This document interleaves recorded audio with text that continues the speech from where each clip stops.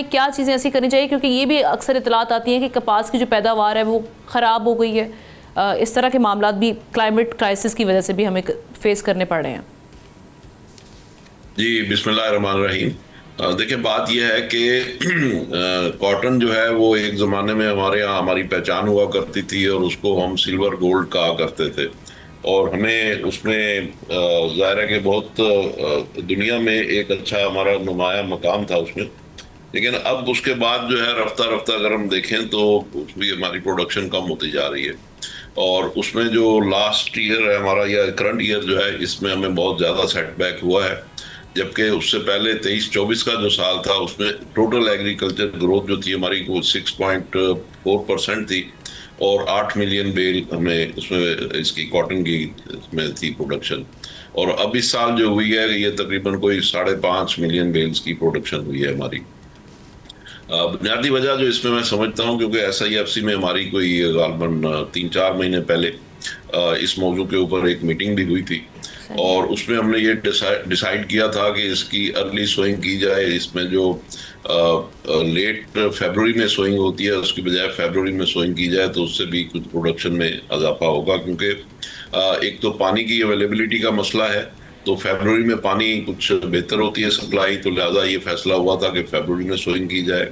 अच्छा, दूसरे फिर इसमें जो प्रॉब्लम है वो बीज की प्रॉब्लम है। तीसरे स्पेस की प्रॉब्लम है कि कल्टीवेशन का जो एरिया है हमारा वो हर साल इसमें कम होता जा रहा है कॉटन में। और पेस्टिसाइड के इश्यूज हैं।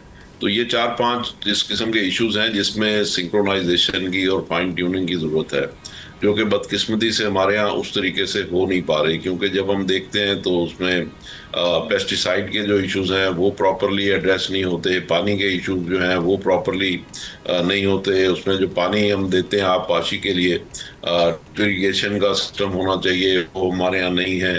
तो कहीं पानी मिल रहा होता है, कहीं पानी नहीं मिल रहा होता। इसी तरीके से बलूचिस्तान में जो कॉटन की क्रॉप्स हो रही हैं हमारी वो बहुत अच्छी हो रही हैं और वहाँ पे जो क्वालिटी है वो भी वर्ल्ड की बेस्ट क्वालिटी है बलूचिस्तान में कॉटन की।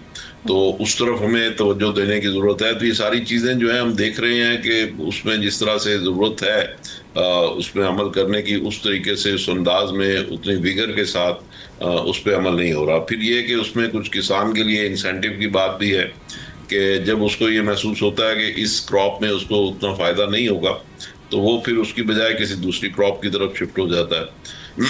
तो इस सारे चीज़ को होलिस्टिकली देखने की ज़रूरत है। जो SIFC में हमारी मीटिंग्स होती रही हैं इस मौजू पे FPCCI की, तो उसमें बड़े हमें उम्मीद थी क्योंकि जिस तरीके से वो थ्रेड बेयर डिस्कशंस हो रही थी और जिस तरीके से सुबह को भी उसमें एंगेज किया जा रहा था, तो हमें उम्मीद थी कि इसमें अच्छे रिजल्ट आएंगे। लेकिन रिजल्ट जो हमारी तवक्को थी उसके मुताबिक बहरहाल उस डायरेक्शन में उस तरह से काम नहीं हो रहा। बिल्कुल ठीक। या इत्तशाम अच्छा, साहब, एक चीज मैं आपसे गुजारिश करूं, जो आप ये कह रही हैं कि हमें ये $4.6 बिलियन की इंपोर्ट हुई है, उसमें सारी कॉटन इंपोर्ट नहीं हुई, उसमें धागा भी इंपोर्ट हुआ है। प्रोडक्ट्स भी हैं। और वो धागा जो है लोकल मार्केट में यहाँ पे जो एक EFS स्कीम है, एक्सपोर्ट फैसिलिटेशन स्कीम, उसके तहत ड्यूटी फ्री धागा भी इंपोर्ट हुआ है, कॉटन भी इंपोर्ट हुई है। तो कॉटन की हद तक तो ठीक है, लेकिन जो धागा इंपोर्ट हुआ है वो असल में लोकल यूज में गया है, उसमें बहुत सारा मिस यूज हुआ है।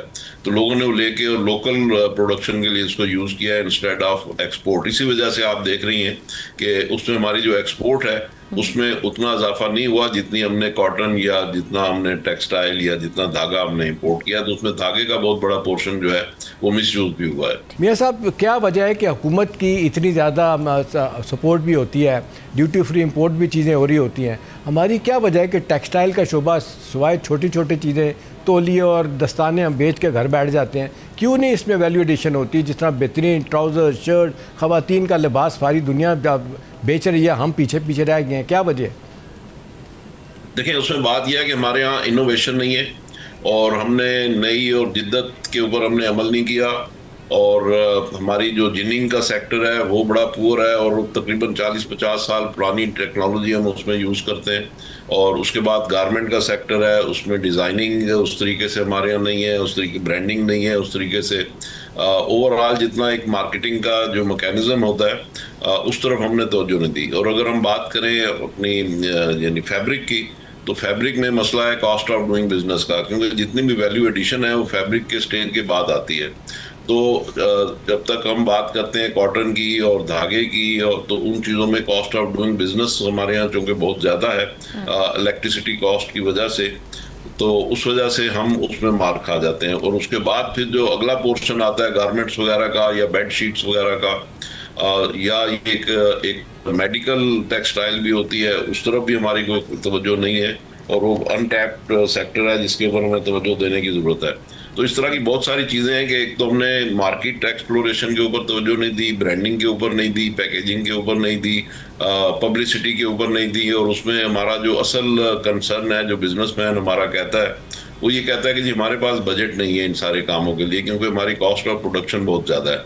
और हमें जो ऑर्डर मिलते हैं अभी भी वर्ल्ड से, वो स्पिल ओवर ऑर्डर मिलते हैं कि जो दूसरे मुल्कों से, वियतनाम से, चाइना से या इंडिया से, किसी वजह से जो बायर है उसकी अगर रिक्वायरमेंट पूरी नहीं होती तो फिर वो पाकिस्तान की तरफ लास्ट में तवज्जो करता है। फिर अनसर्टेनिटी के इशूज़ भी हैं, उनको ये होता है, हमारे जो कस्टमर है उनको ये फील होता है कि शायद पाकिस्तान बर वक्त शिपमेंट नहीं कर सकेगा। तो इनको अगर हम टोटल करें तो ये छोटे छोटे सिंक्रोनाइजेशन के इश्यूज हैं जिसे हमें ठीक करने की ज़रूरत है। और जो मेजर और मेन इशू है हमारा वो वही है कॉस्ट ऑफ डूइंग बिजनेस का, कि उसको हम एड्रेस करें तो मेरे ख्याल में फिर बिजनेसमैन के पास कोई एक्सक्यूज़ नहीं बचेगा कि वो किस तरह से अपनी प्रोडक्शन बढ़ाए। सब्सक्राइब करें और बेल दबाएं ताकि कोई खबर रह न जाए।